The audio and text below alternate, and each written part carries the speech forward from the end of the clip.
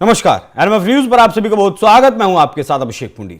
20 जनवरी जब Donald Trump ने America के 47वें राष्ट्रपति के रूप में शपथ ली थी, तभी से अमेरिका, डोनाल्ड ट्रंप और एलन मस्क लगातार चर्चाओं में बने हुए हैं। फैसले अलग अलग हैं, मामले अलग अलग हैं, लेकिन दुनिया भर में ये तीनों नाम फिलहाल चर्चा का विषय बने हुए हैं। अभी हाल फिलहाल में आपने एक मामला सुना होगा यूएस एड का। यूएस, अमेरिका जो विकासशील देशों को मदद भेजता है अपनी तौर से, वो भारत को भी भेजता है, पाकिस्तान को भी भेजता था, बांग्लादेश को भी भेजता था और लगभग 100 देशों को वो इस तरीके की मदद भेजता था। लेकिन तत्काल प्रभाव से उस पर रोक लगा दी गई है। उसके पीछे पूरा हाथ है एलन मस्क का। ये जो तस्वीर आप फिलहाल अपने सामने स्क्रीन पर देख रहे हैं, ये तस्वीर टाइम मैगजीन ने अपने कवर पेज पर छापी है। एलन मस्क को ओवल ऑफिस में रेज़ोल्यूट डेस्क पर बैठे हुए दिखाया गया है। मतलब एक तरफ अमेरिका का झंडा है, एक तरफ अमेरिकी राष्ट्रपति का झंडा है। इस कुर्सी पर अक्सर अमेरिका के राष्ट्रपति बैठते हैं। मतलब फिलहाल राष्ट्रपति हैं डोनाल्ड ट्रंप, तो इस कुर्सी पर उनका बैठने का अधिकार होना चाहिए था, उनका बैठने का अधिकार होता है। लेकिन यह सिर्फ टाइम मैगजीन ने कवर पेज पर छापी है। असल में एलन मस्क इस कुर्सी पर नहीं बैठे हैं, लेकिन प्रतीकात्मक तौर पर बैठे हुए दिखाया गया है। तो सवाल उठने लगे कि क्या डोनाल्ड ट्रंप जो मौजूदा राष्ट्रपति हैं वो सिर्फ एक मोहरा है और असल में पर्दे के पीछे से सरकार तो एलन मस्क चला रहे हैं। इस पर भी चर्चा करेंगे। लेकिन जब इस तस्वीर के बारे में डोनाल्ड ट्रंप से पूछा गया तो डोनाल्ड ट्रंप ने एक तंज भरे लहजे में कहा कि क्या टाइम मैगजीन अभी भी चल रही है। इतना कहकर डोनाल्ड ट्रंप शांत हो गए। अब समझिए यूएस एड का मामला है जो है। यूएस एड अमेरिका लगभग 40 अरब डॉलर हर साल देता है 100 देशों को, विकासशील देशों को, जिससे कि वो आर्थिक तौर पर अपना विकास कर सके। हालांकि ये जो रकम है वो अमेरिका के बजट का सिर्फ 1% है, लेकिन अमेरिका चाहता है कि लोग उसके प्रभाव में रहें, उसके साथ रहें देश, इसीलिए ये मदद दी जाती है। 1961 से मदद लगातार दी जाती रही है। लेकिन एलन मस्क इसके विरोधी हैं। एलन मस्क नहीं चाहते कि अमेरिका का जो पैसा है वो और देशों को दिया जाए। इसीलिए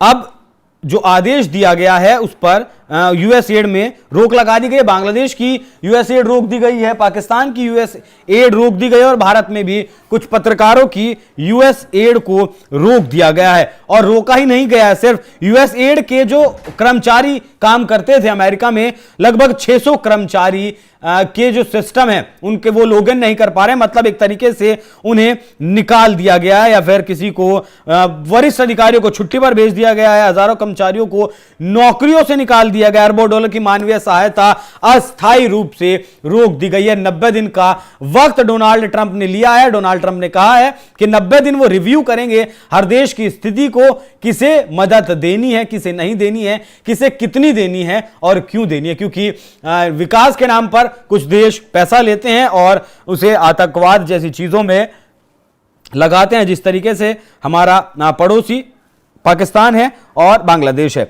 यूएस एड की स्थापना 1961 में अमेरिकी राष्ट्रपति जॉन एफ कैनेडी ने की थी। इसका उद्देश्य है गरीब और विकासशील देशों को आर्थिक मदद देना था, जिससे अमेरिका का प्रभाव दुनिया भर में बना रहे। ये एजेंसी शिक्षा, स्वास्थ्य, खाद्य सहायता, मानवाधिकार और शरणार्थियों के लिए काम करती है। 90 दिनों का मामला मैंने आपको बताया है। लेकिन यहां जो गौर करने वाली बात है वो ये है कि एलन मस्क की डिपार्टमेंट ऑफ गवर्नमेंट एफिशिएंसी, मतलब डॉग जिसका नाम है, उसे डोनाल्ड ट्रंप की तरफ से जिम्मेदारी दी गई है कि वो सरकारी खर्च में कटौती करें। मस्क ने यूएस एड को अवैध संगठन बताया और कहा, यह आरोप लगाया कि इसकी सहायता राशि गलत इस्तेमाल की जा रही है। एचआईवी मरीजों के लिए इसकी वजह से क्लिनिक बंद हो गए, जिससे जीवन रक्षक दवाइयां भी मिलनी कई जगहों पर बंद हो गई हैं। बहुत सारे देश हैं, लैटिन अमेरिका है, अफ्रीका है, जहां बहुत फर्क इससे पड़ा है। जो बजट की मैं बात बता रहा हूं, 2023 में अमेरिका ने लगभग 40 अरब डॉलर सहायता दी थी यूएस एड के मार्फत।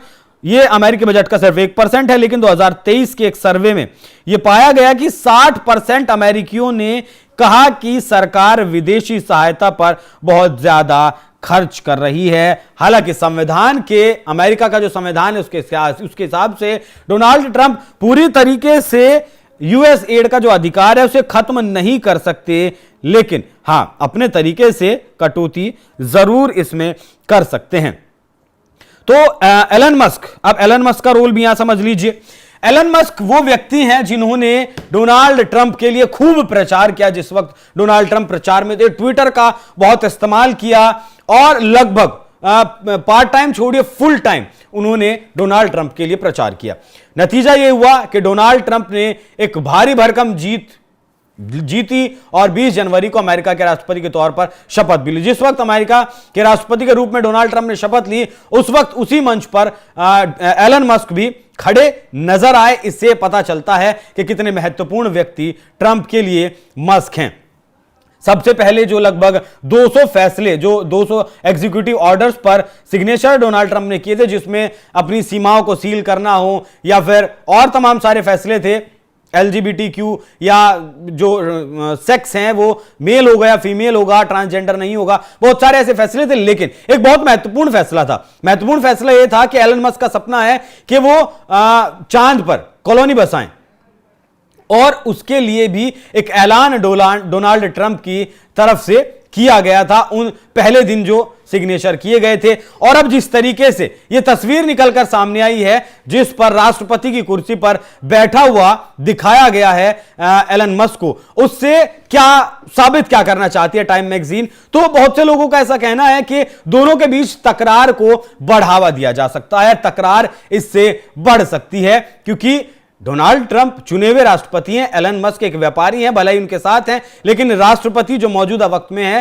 वो ट्रंप ही हैं, एलन मस्क नहीं है। तो एक तो इस तस्वीर से दोनों के बीच की खाई बढ़ सकती है। दूसरा, क्या वाकई में ट्रंप एक मोरा है और एलन मस्क पीछे से सरकार चला रहे हैं, क्योंकि टिकटॉक एक बहुत बड़ी सोशल मीडिया है, चाइना की ये कंपनी है और अमेरिका में भी बहुत मोटा व्यापार ये करती है। डोनाल्ड ट्रंप ने आने से पहले ही इस पर रोक लगा दी थी, बैन लगा दी, हालांकि फिर 60 दिनों के लिए इसके बैन को वापस ले लिया।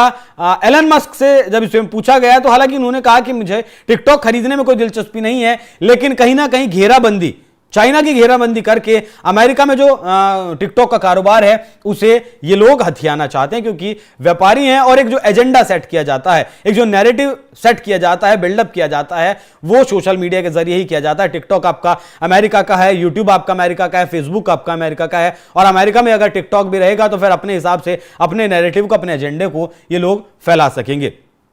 तो हकीकत वाकई में टाइम मैगजीन के इस फोटो की क्या है वो अभी आना बाकी है, और जैसे जैसे वक्त गुजरेगा दोनों के बीच जो चीजें हैं वो साफ होंगी। लेकिन टाइम मैगजीन की तरफ से जो ये फोटो छापा गया है अपने कवर पेज पर, ये अमेरिका में घट रहे घटनाक्रम को दर्शाता है और दिखाता है कि क्या वाकई में ट्रंप से ज्यादा मजबूत एलन मस्क अमेरिका में हैं। आपको क्या लगता है, क्या ट्रंप से ज्यादा मजबूत फिलहाल अमेरिकी सरकार में एलन मस्क हैं? उस पर जवाब जरूर दीजिएगा। नमस्कार।